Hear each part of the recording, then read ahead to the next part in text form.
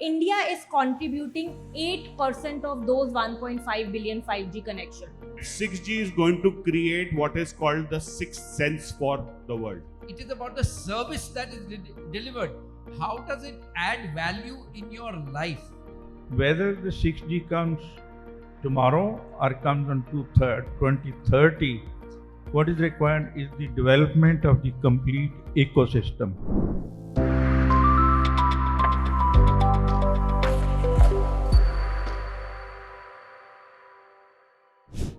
This is a very important session for us for the simple reason that we are talking about plans and aspirations which will see fruit in 2030. Many Indians complain often, I wish we planned better, I wish we laid the seeds much earlier, and then we wouldn't have to have these capacity constraints. Telecom is one such sector which has been under a revolutionary mode for a very long time, so that revolution has become normal.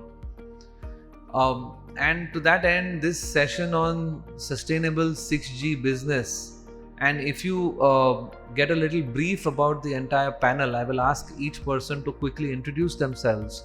Each one of these panelists, you will realize, covers a very important stakeholder aspect of the ecosystem that we are aiming to create in India, right from government to private players, from infrastructure to marketing to data sciences, etc., all put together to come out and create an environment which allows us to use 6G effectively. And that's what they are going to talk about today with us. So please, let me just start with a little dream. Imagine a scenario, and if some of you were in the 1980s, there used to be these programs called Giant Robot and Star Trek, where people would talk into their phones and things would happen. You could be sitting in one part of the world in one universe, and then somewhere else in another universe a person would teletransport themselves. We still don't have a viable means to teletransport, but we definitely have at least the ability to sketch a technology which allows us to almost make the virtual avatar real like in front of you, such that you could touch and feel the person's face. Or I picked one case from Mr. Dua's point, and forgive me Dua sab for doing that, but imagine a surgeon operating on somebody sitting far off, and the latency is so good that they get haptic feedback in case that surgeon is operating a particular instrument and that instrument is about to breach a vessel in the human body, and the haptic feedback pushes that back and the doctor stops in time. But the doctor and surgeon is not in the room, he is hundreds of miles away, and he and she together are conducting an operation at a global scale for a particular person. And that is not only haptic feedback, because there's AI embedded into that, so that the AI is also preventing what all losses would have happened if the surgeon does not have the feel and that surgeon is not able to sense the patient at that time because of physical absence. This is the power of the technology which is available to us and is within touching distance. One of our eminent panelists here has already had the advantage to demonstrate that live. And hopefully Marwah sab, you will talk about that also, your experiences in demonstrating 6G live. And that is the power that we have of this particular platform. And it's for us now to ask as many questions as you can, because they have promised half an hour of Q&A time. So they are going to restrict themselves to the initial answers, so that they can give us a good half an hour or at least 20 minutes of some 4-5 good deep questions. And if we're lucky, we will ask some follow-on questions also. So without much ado, the first question to Mr. Dua, please sir, if you would pick up your microphone and give us like a 5-second, 10-second little introduction about yourself, and please lay the foundation of what India is doing as far as 6G is concerned. Good morning, ladies and gentlemen, and very warm welcome. I think we're very fortunate today. The weather is pretty good to Villa. One thing I just wanted to, compliment and congratulate the organizers. While I went through the whole thing, I think year by year day by day they're progressing very fast. I think that's a compliment to them.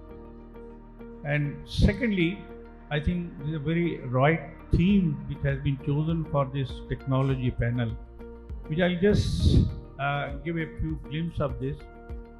We as the infrastructure provider represent many biggies like the Indus, Summit, Digital, American Towers, Tower Vision Entertainment. Just to give a bit of idea to this is that today, as far as the telecom infrastructure and telecom sector is concerned, we have almost close to 780,000 towers with close to around 22.7 million is the BTS is there with about serving about 1.3 million subscribers. This is the state of this. And one of the models that we've been operating and it had become a Harvard School of Studies is the sharing model. With the 780,000 towers with almost 2.8 million. I think this is a unique, this one. 8 to 10 years back, the infrastructure was at the back end. I think the present government took a great stride into this, bringing out that the infrastructure is also a parallel activity which is important, whether it is 3G, 4G or 5G. I think infrastructure side is very important. Therefore, what has happened is there are few steps which have been taken, which are meaning thereby the 5G readiness, which I think my colleagues will talk. But today, having launched on 1st October 22, today we are almost close to around 130 million subscribers, around 730 districts, and around almost close to 500,000 BTS is there. With this kind of this really 6G, which is very important, is the almost close to how much is the readiness that there are many steps that have come. I'll just take you forward that about, if you look at November 2016, then 17, then 21, 22, 23, all these modifications and amendments we have taken to make sure that the infrastructure readiness was there, and also we meet the requirement of a 6G, which is important, is there. Now having this has happened, I think the latest which has happened is the telecom bill which has happened, which again addresses very important issues besides the spectrum related matters. Also the right of way, which is the most important issue which has happened, is which addresses the right of way, also the regularization of the targets, protection of the telecom assets, dispute resolution, and many of them. With the very low latency, sitting across the globe, we are sitting over there, you could do many of those cases which he himself cited, and we also given it back to them. There are many other things which can be done and which are being done and which will be done is the 5G use cases which we address in them. In net, just to set the ball rolling, as an opening batsman, I thought I'll just give a glimpse of this. There are many things which have already been put in place on the telecom bill. Is very important which we have done. Therefore, I think as far as the 6G is a game changer. How is it going to help the human life, which is also, I think what Suneel gave one of the examples. There are many examples on this. So therefore, I think the government, the infrastructure provider, the telcos are all set together to make sure that 6G becomes a success. Thank you so much.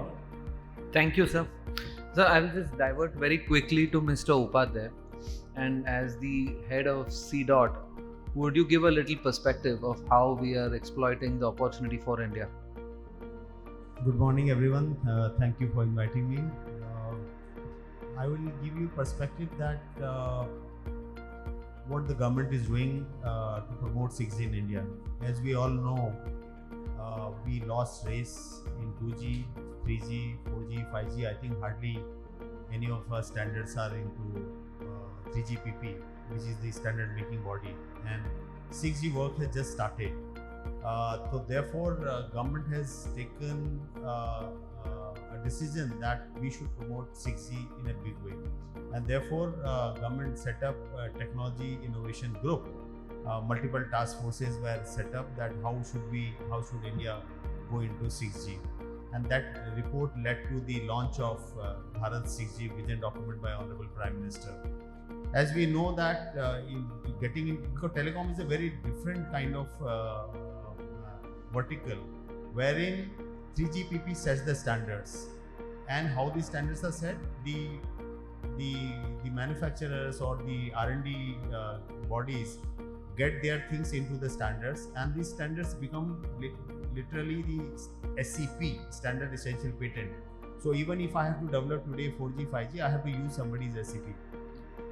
And therefore, it is foremost important is that we get into the standards, and therefore the government has taken the lead, and we are helping the industry in terms of funding, in terms of R&D to get into the standards.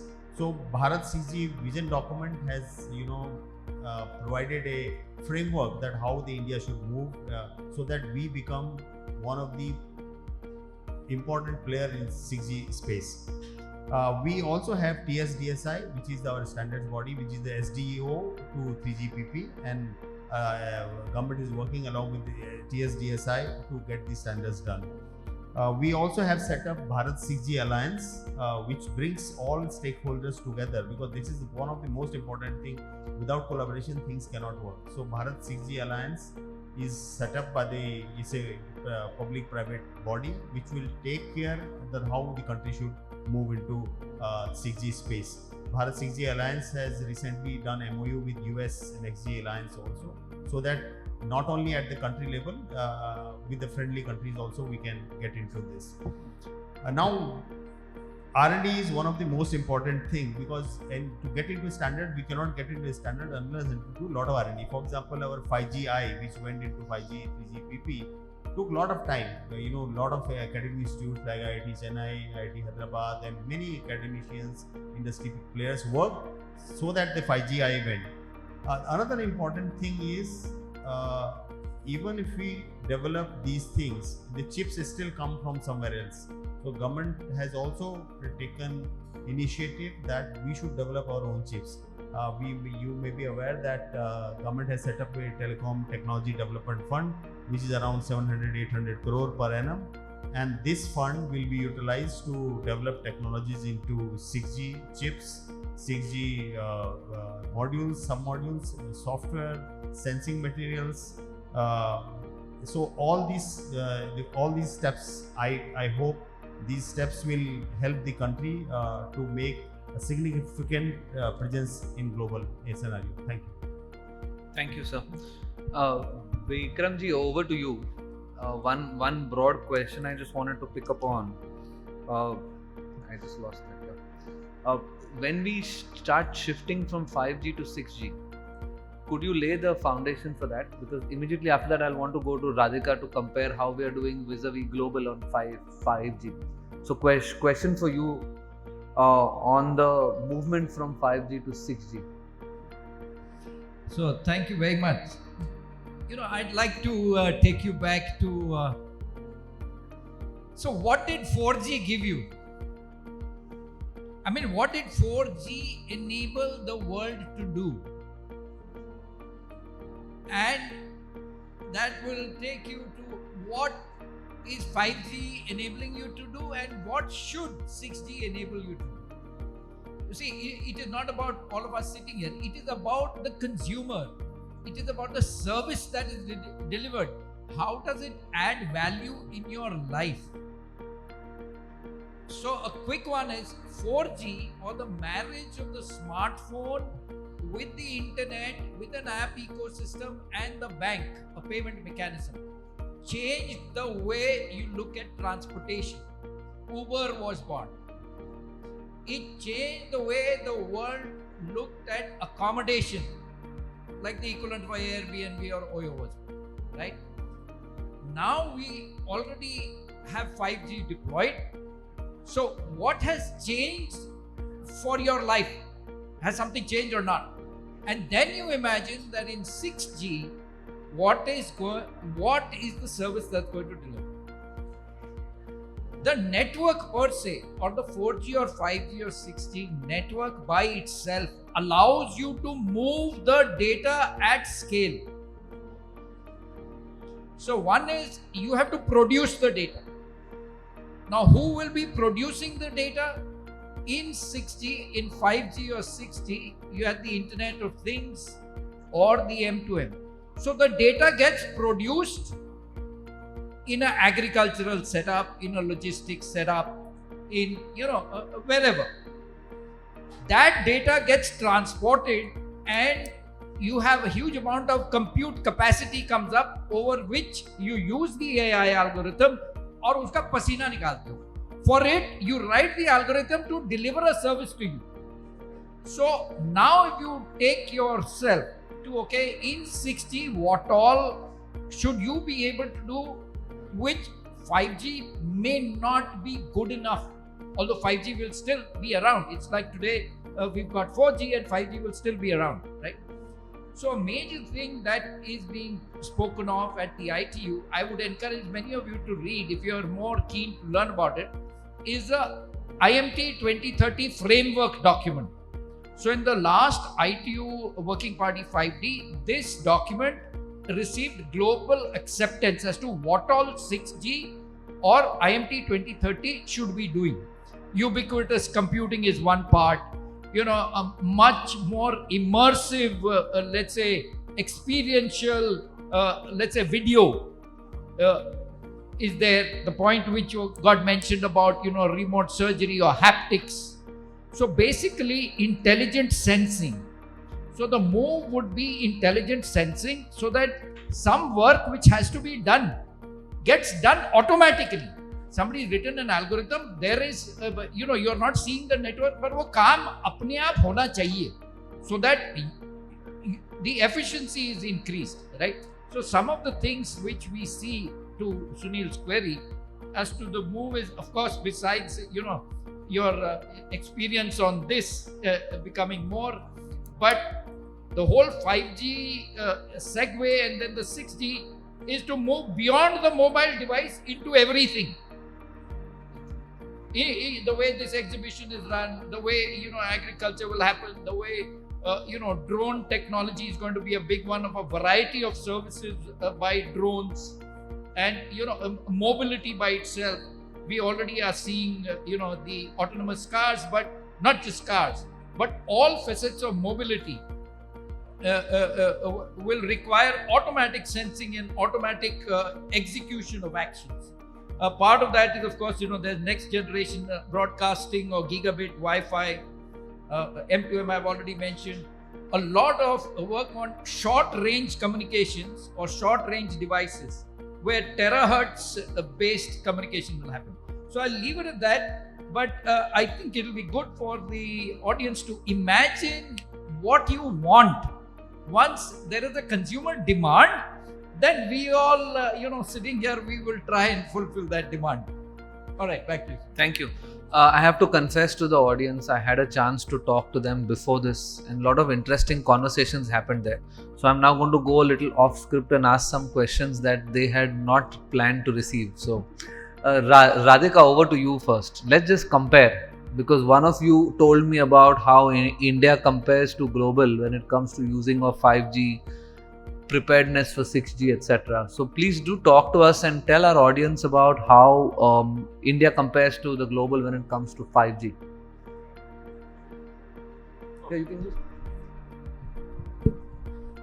Thank you, Suneel, and good afternoon, everyone. So I think it's a very interesting question because Mr. Tiwathia laid a very good foundation of what 6G is going to look like, the benefits it will offer to consumer, and at the end he left us with a very good question that it will make sense to have it all when consumers need it. So I think it's an important question, and it's an important thing to take a stock of where the world sits with 5G today and where we as a country sits with 5G. And I believe it's a good time to take that stock because we are kind of midway into that 5G journey.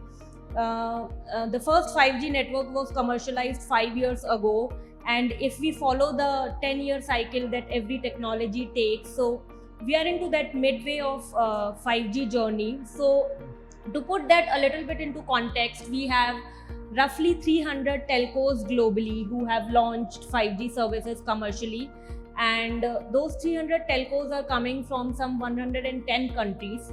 And so when the first 5G network was 5 years ago and India came into picture 5 quarters ago, right? So where do we stand today? We are doing really well in this regard, because if you look at the 5G connections of Indian market, which was roughly 130 million by the end of 2023, that's a good adoption rate of 11% of total mobile connections. And why this 11% figure matters is because it compares with the adoption rate that some of the front runners in the 5G landscape, you talk about South Korea, you talk about the China market, they were one of the first few countries to launch 5G. They had the same adoption rate in exactly 5 quarters of their launch. 5 quarters. Yes, so we are doing really well in that regard. And another important data point here is, with 1.5 billion 5G connections globally, accounting for some 18% of total mobile connection. So India is contributing 8% of those 1.5 billion 5G connections.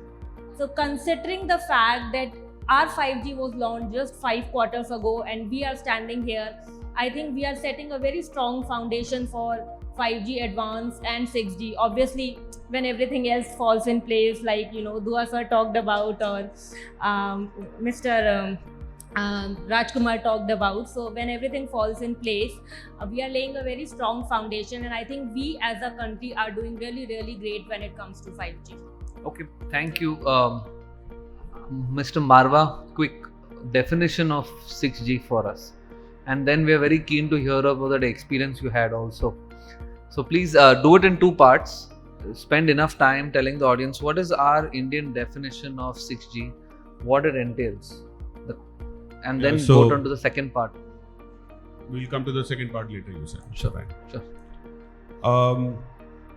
The difficult thing is that when you are Suneel, you are the last. A lot of things have already been sent, so I don't want to repeat. All my notes have gone. I'm sorry, I just want to interrupt. This was also part of the plan, because Mr. Marwah was the last one to join us in the pre-meeting session. So yeah, so I know it was your plan, not mine, but this is the way it is. So let me just start with, I think a lot of good things have been said about what 5G has been able to achieve so far. I had the privilege of demonstrating the first 6G demo in India Mobile Congress here in Delhi itself to the Honorable Prime Minister, and I will talk a little bit about that later. But let me give you a perspective of what is 6G and why we are talking and why is it such a hype right now. Or put it the other way, is it a hype or a reality? Number one, 6G, when is 6G going to come? The earliest deployment of 6G are expected not before 2030. We are still, there's a long way to go. So which is what Vikram said, 5G, it is going to be a complementing technology to 4G and 5G, and it will just enhance what is going to happen. Why we are talking and why is it so important right now? Because it's actually not just a progression of 2G, 3G, 4G, 5G to 6G, but it's such a leapfrog. And I'll tell you why this is a leapfrog. Now, if you look at technologies up to 5G, what does 5G do? There are 3 basic things that it does: low latency, high throughput, massive machine-to-machine connectivity. We have been able to achieve all that. And how 5G works is it looks at spectrums, it looks at spectral efficiency, it uses spectrum reuse, and tries to create a better network from the previous generation in order to give a better coverage for whatever devices that we are using today. Now what 6G is going to do is, 6G is going to add on to all these 3 or 4 building blocks of 5G and add few more dimensions. The other dimensions that 6G is going to be working on, and that's the standardization which is happening right now, is number one, how data can be used more effectively. So that will become an inherent part of the technology in order to understand and analyze data, apply various types of techniques including artificial intelligence, and make the network sense you and use that data in order to, and I'll explain that in a little more. The other thing is massive computing. And computing up to the edge. So it's a little bit of a phase shift from what we are doing right now, where the computing is happening at one central location, which is called the core, or a little bit on the base station. That is going to get very, very distributed. The third thing that 6G is envisaging, we are all talking about sustainability and ESG. That is one of the key parameters of 6G, of how we can build networks of the future which will consume less energy, which will be more sustainable. Now, what all this does is it creates magic. And why it creates magic is that we in Nokia say that 6G is going to create what is called the sixth sense for the world. We have 5 senses. This is going to create a sixth sense. And what does that mean? That every object, person, and the world is going to get immersed in the network. And this is something that I demonstrated in IMC. How without having any sensors, the network will be able to sense you as an object or a person and do various things around it. So it actually can unleash multiple and number of use cases, which we'll talk in the next, whenever I'm get as to what we demonstrated and how and what is going to happen. But we use smartphones today and we think our touchscreens has changed our life. Our analysis says that this will become obsolete. So touchscreens will be no big deal. We will be talking about implants. We will be talking about sensors which are going in our clothes. We will be talking about gesturing and talking, taking over touch as the new way of working, and that will become a reality. And when that happens, you can't even imagine how the world is going to transform. We did start talking about metaverse, and everybody said metaverse is a hype in that sense. But the true benefit of what metaverse is going to achieve is something which is called digital twinning of various things, whether it's a factory, whether it's this exhibition, whether it's the world, whether it's whatever. That will get enhanced using 6G as a technology, and we will get immersed into the world with that. And on top of that, because we are now analyzing so much data and we are doing, so the network will become predictable. So abhi bhi aap log dekhte ho, when you start searching on your phone and you say, I want a certain thing, and suddenly the network is able to do a predictive analysis and give you, you were looking for an umbrella, these are 5 vendors, you will start getting ads around it and all that. But that is going to go to a different level of predictability where the network will sense you as an object, analyze what you are talking, what you are gesturing to the network, basis that it will give you a treatment into the network in the future. So I'll stop at that and then come to you. Actually, at this point onwards, now people will start asking questions that, does the network know more about me than I know about myself? Yeah, that sounds a little scary also. So let's just be a little cautious there. Vikramji, would you like to just define what was covered in the Bharat mission, the 6G report that was published in March of last year? Just the highlights to define what all will the government be doing, what all will the private sector need to do, what should the stakeholders look forward to? Thank you. All right. So while the document is it's publicly available on the Department of Telecom website, to launched by the Prime Minister, but essentially there is an apex council of the Bharat 6G mission, which was formed by the DOT, where COA is also a part of the part of the mission, and it's in 2 phases. One is 2023 to 25, 2 years, and then 25 to 2030, to what Amit indicated, is the preparatory time for firming up and formalizing globally the radio technology, which is called in ITU IMT 2020, in marketing terms will be 6G, right? And then as part of this mission, they've created a thing called the Bharat 6G Alliance. So in this, there are different working groups, and they will be working on identifying which spectrum band should be there, what business cases, what are the kind of funding requirements that will be there. Because ultimately, to do the R&D, you need to put money on the table. So already the Department of Telecom has rechristened, if you saw the Telecom Act, the USO fund as the Bharat Digital Nidhi. So the money for the research for 6G, and Upadhyay Sahab can talk slightly more about that because he's a recipient of part of that funding. He's the distributor. Okay. So he gets the money and he's here to distribute to anybody who wants to apply. Right. And what is very important is for India, if like what was mentioned earlier, that how active were Indian engineers of participation in global standardization bodies. You can keep talking out here that we will not miss the bus. Did we miss the bus? The fact is, you have to be sitting inside a room such as this to be discussing what the engineering requirements are, which then gets baked into the standards. So the 3GPP is the standards making body where all the industry is led by the industry.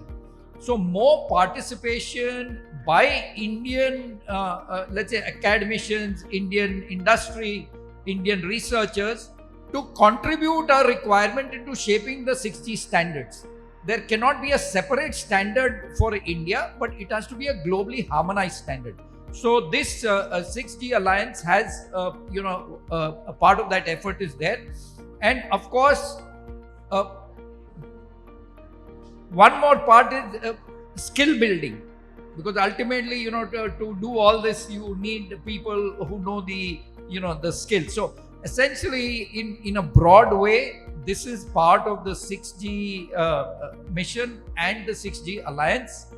And the alliance would commence working and start aligning with other countries doing similar work. Like in Europe, in Japan, in Korea, there's a similar effort happening. So if you collaborate together, as you would have heard about the ISET program with the United States and other. So much of this work is about collaboration. Just imagine if every country was trying to do their own part in developing apna 6G, it would never happen, because you need globally harmonized standards, globally harmonized spectrum. To that, I will say, let me share, I was there at the World Radio Conference, which just finished in December at Dubai. So in the World Radio Conference in 2019, the spectrum was identified for 5G in 19, which enabled the 5G rollouts to happen because you knew which spectrum bands are there and to build the radios on it. In WRC 23, which is just concluded, so what they've said is by 27, the next WRC, they've identified the bands which need to be studied, which are 4400 to 4800, 7125 to 8400 megahertz, and then 14.8 to 15.35 gigahertz. New identification of about almost 1900 megahertz of spectrum. Because the reason why I'm emphasizing on this is, if you're talking 6G, we are talking wireless right now. But I guess Dua Sahab would cover wireless is only one part, which is to access. But without optical fiber, it's not going to happen. And there's a huge emphasis that the country has to make on laying out this optical fiber. So currently we are at about 30% odd, but what is the plan to take it to a much higher, laying of fiber? Back to you, Suneel. Right, sir. And now I'm just going to quickly draw attention to Mr. Upadhyay. There's a very important exchange that happened between the two of you. And one of the questions I had was on the funding challenge. How do you, what is your approach to funding the current expansions of 5G, the investment in 6G that will be required? Any point of views around that, sir? About funding? Yes, sir. Yes, sir. Yeah, thank you. I think a lot has been talked about what this 6G will encounter. As I said earlier, that we were nowhere in 2G, nowhere in 3G, nowhere in 4G in the 3GPP. In 5G, in a small way, by contributing to 5G standard. In 6G, I think good news is in the ITU framework, the suggestion of India about ubiquitous connectivity and coverage and sustainability was accepted. I think India made a good lead in getting its position, its suggestion incorporated into the 6G ITU framework, which is typically called IMT 2030. As far the funding is concerned, as Mr. Tiwathia said, Honorable Prime Minister launched the 6G vision document. Government of India has set up a TIG, Technology Innovation Group, and one of the key requirement is that we need to contribute into 3GPP. And how do we contribute into standards? Is that first you need to participate in the standard making body, and therefore government has decided that more funding will be done to TSDSI as well as academics, as well as so that same set of people go and participate in the standard making in order to that some of our ideas, some of our contributions are incorporated into 3GPP, because unless until we get into 3GPP, the road still will remain distant for us to get into 6G. Government has set up multiple ways of funding this. For I can talk about Department of Telecom has set up TTDF, Telecom Technology Development Fund, which I said earlier, which is a annual fund of 700 crore each. So every year we have 700 crore, and Mr. Tiwathia said the requirement of fiber is very, very important. So let me touch that what government has done on that front. One, we have funded 2 projects, one to IIT Chennai, that is called Advanced Optical Communication, to take care of the future requirements in the transport side. This is 100 crore plus funding. Another 100 crore plus funding has been given to Suneel and other consortium partners are IITs to set up a terahertz test bed to start with. So 700 crore is TTDF, and DST has also set up a NRF, National Research Fund, which is around 50,000 crore fund, which is not restricted to telecom. That is for all around research in India.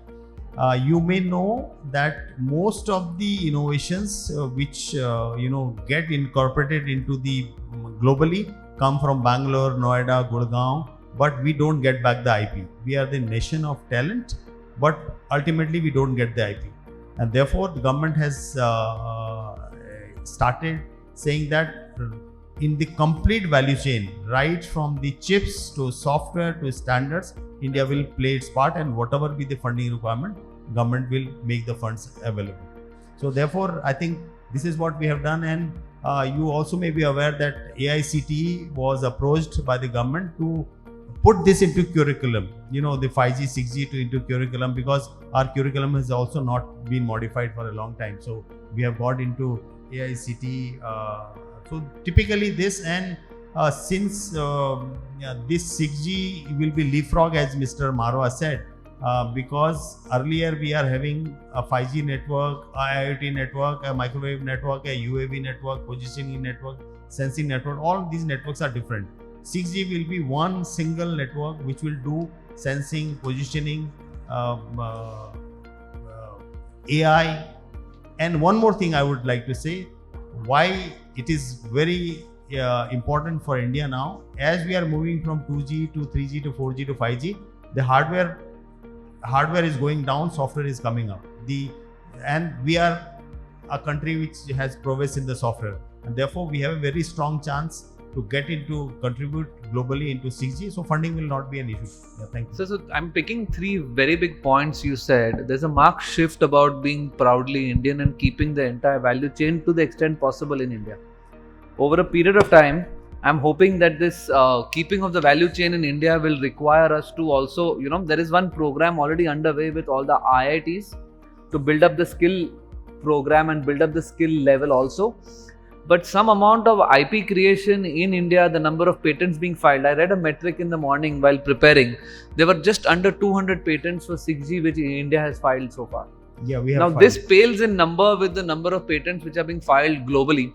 So I think some amount of funding and allocation, if CDOT and some other agencies make, and you can fund that towards deserving students / startups / companies who are able to patent technologies which will be relevant to us first, No, I think as opposed to the globe. yeah, I think you are right that India has already filed 200 patents in 6G. Less than 200 actually. So I'm just rounding it off to the higher side, but we need a lot more. So, sir, would you like to comment a little bit on the challenges with the infrastructure? Because we have 7 years actually 6 now, 2024 to 2030. And in these 6.5 years, we have to create a huge amount of talent, large infrastructure, fund it correctly, and bring that whole story together so that we stop thinking of network and devices and start thinking of an all-pervasive ether in which we will exist.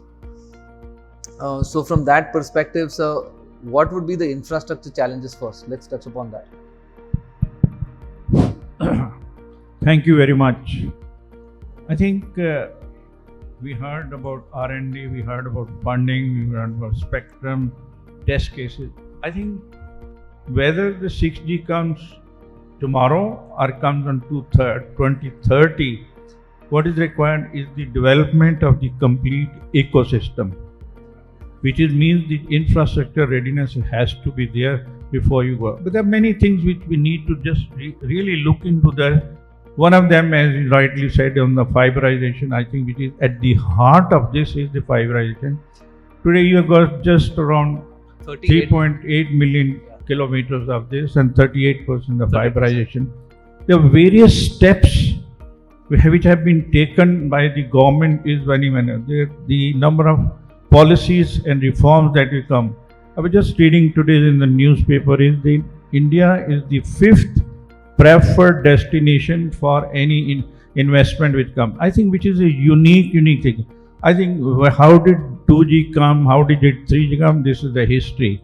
Now India is no more a laggard. I think we are more or less in line with the developed countries as far as the 4G and 5G is concerned. There are few things which have already been met and there are few challenges which we have. One is a few amendments and a few ROW guidelines which came starting from 2016, 17, 21, 22 to 3. I think important is that the adoption of these guidelines by the state, which I think the present telecom bill addresses, and I am hopeful the state and central relation will also improve and the state will follow the line which is again. Then the amendment to the building bylaws, I think most of the states are doing it, some are doing it. The second thing is which is there is in the Gati Shakti. I think with a great innovation which has happened, and there are many ministries, I think 14 ministries got together to make sure there is an accountancy, there is also the transparency. There, if you ask for certain clearances, you ask for NOCs, whatever, it gets struck, you immediately come to know. That was a great development. Then there are various amendments which came like on the small cells. And the present one, which is most important, which is required, is needs to be addressed two things. One is the property tax which is there. Now, property tax which is a hugely being charged, taking this as the infrastructure which is being put on any of these sites is there liable for property tax. Though this is being addressed in the present telecom bill, but again there is a you need to think whether the center and state will play the line or not. These are some of the challenges which we have, and I would say that there is a lot of improvement which has happened. Is if you look at November 2016, most of the states adopted those lines. Then we came back with certain amendment 21, 23, 22, which were again say rationalization of the charges. Then further also the bringing in the small cell stuff. Generally, I think there have been a lot of improvement, and also there is a good thing is there is a parallel infrastructure development which is going on to make sure whether 5G or 6G they are in place at the right time. Thank you. Right, sir. And question for you, Mr. Marwah. Quick, we have only few minutes, and we'll leave some for question answers with the audience. Top three. Now, just remove the current day challenges aside. what as per you would be our top 3 use cases that we should invest money on, so that they are in a, which exemplify 6G the most? Okay. So invest on for 5G or 6G? You're talking about now 6G. 6G possibilities. 6G. Okay. Sustained 6G use cases which will inspire our minds and fire people to start some developmental projects, research, so that we can work towards that 2030 goal. So I would say, so Nokia owns Bell Labs, which is the brain of innovation. And we have been actually front-ending a lot of development and whatever is happening on 6G. And that is the reason why we were able to create a prototype of a 6G. It's not the real equipment, it's just a prototype that we created, which we demonstrated recently in IMC. Now, one of the things that we showed in that demo, which is a unique thing and something that needs to be thought about for people who are looking at the future, is how like I said, a person and object gets immersed into a network, which this digital, human and physical convergence. And what it means, what we showcased there was very simple. I had a screen like this, which had piano keys. There was a base station on the side. Today, up to 5G, when the network has to sense you, you need to have a sensor.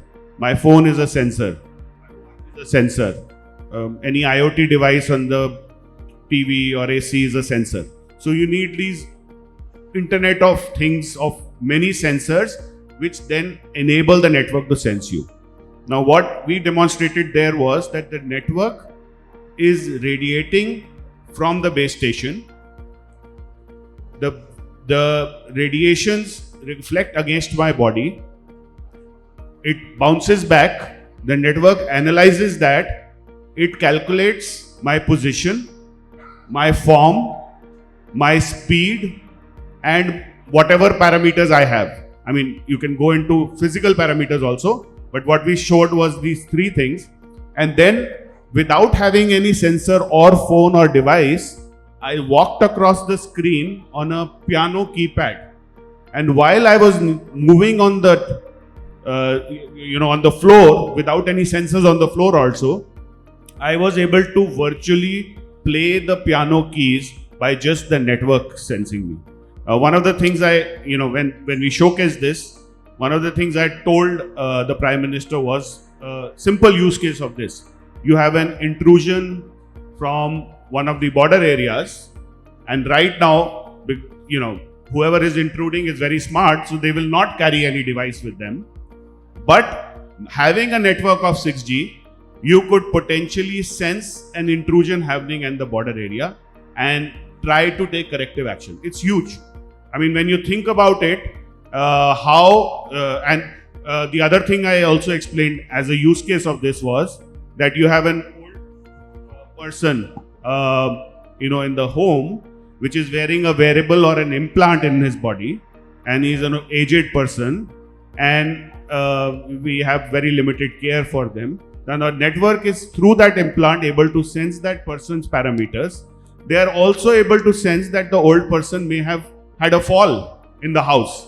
And as soon as you have a fall, it reflects, gives back an alarm to the call center, and emergency service is there to save lives. So these are network as a sensor applications. The other big thing which is going to happen for people is telepresence, digital twinning. Telepresence from the perspective that today we can also do virtual meetings, and a lot of us have moved into a virtual environment, but creating an inclusive virtual meeting where more senses will be. So you are not only going to be able to virtually meet each other in a 3-dimensional environment and see each other, but potentially have a sense of smell and touch associated with that while you are doing a meeting. So it's as good as, or not as good as, but getting to more a realistic. So, I mean, these are scary things, but those are big possibilities. And the other thing I talked about, which is very, very important, and I think people need to work on, is digital twinning, which is going to be huge. Now, digital twinning, we have done a digital twin of our Chennai factory in India.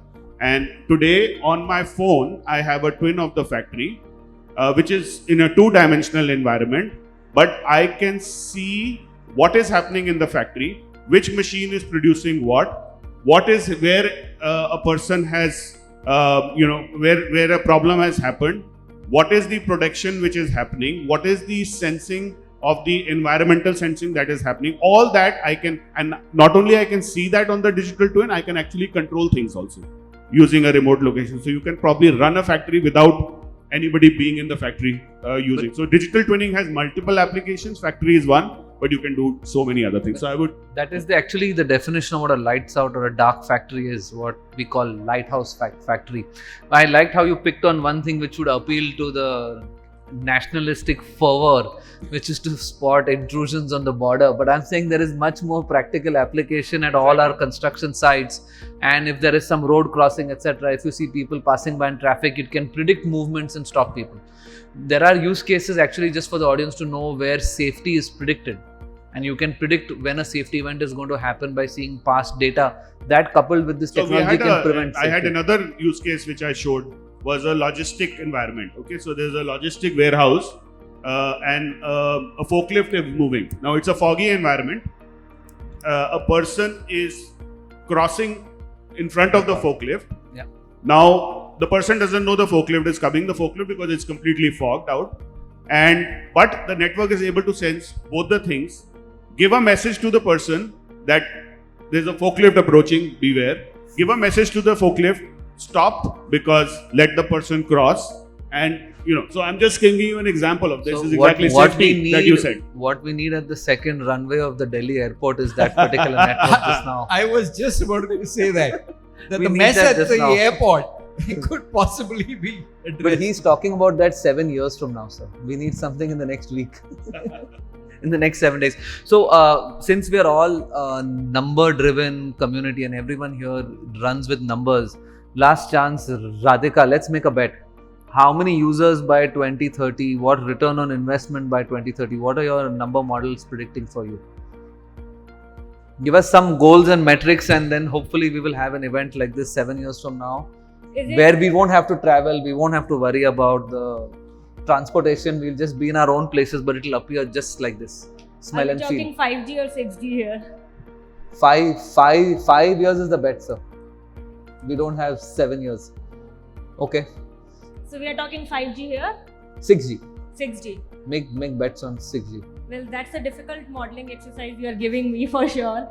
Okay. So to be honest, I would not put any numbers on it, because it will all depend on how the overall adoption go. First, we are anticipating the first 6G launch in 2030. So it's very, very difficult to estimate the initial numbers. And as we have seen with 5G, the adoption rates in some countries is really great versus the adoption rates in some countries really poor. In India? In India, it's good. It's looking good. Okay, but so let's make a number bet on 5G, because I'm saying people will start investing in 6G when they see a lot of return coming out of 5G. The culture shift happens where 70-80% of the people start using one technology, then the other technology is allowed to build up. So what is your break-even point? Like you said, we're at 50% of the technology curve for 5G. Yes. So for India specifically, what is your estimate in which year will we start seeing positive return on investment on 5G? Positive return on investment will depend on number of things, obviously. I mean, I come from consulting. We write a lot of disclaimers, okay? So don't preach to us. I don't know. Tell me how many sensitivities here, but obviously a non-committed number. We won't take notes on this last question, okay? Non-committed I would number. not comment on monetization, because it has to do with the investment and the ARPUs and the tariffs. So that's that's a difficult thing. But in terms of subscribers, if we continue with the pace that we are at, I think by 27 or 28, we might be looking to surpass 4G. I think 3G will go away soon. 2G, we might have 2G in India for a longer time because of some of the rural base in India. Some of the people still want to be on 2G phones for any IoT devices. She's being very defensive. And we're not getting a straight answer. Okay, I'll give you a number. I'll give you 600 million 5G by 27-28. And actually, this is a report which is not mine. 600 million 5G 5G users by by So we 27-28. will surpass 4G, Amit, by then. That's what I said. 600 million by 31st of March 2028. Ladies and gentlemen, that's the goal. And 5G launched on 1st of April 2030. These are the 6G goals we will launched. work with. These are the goals we'll work with. Okay, we were supposed to finish by 1:15. That was the time given. We've already exceeded. Apologies.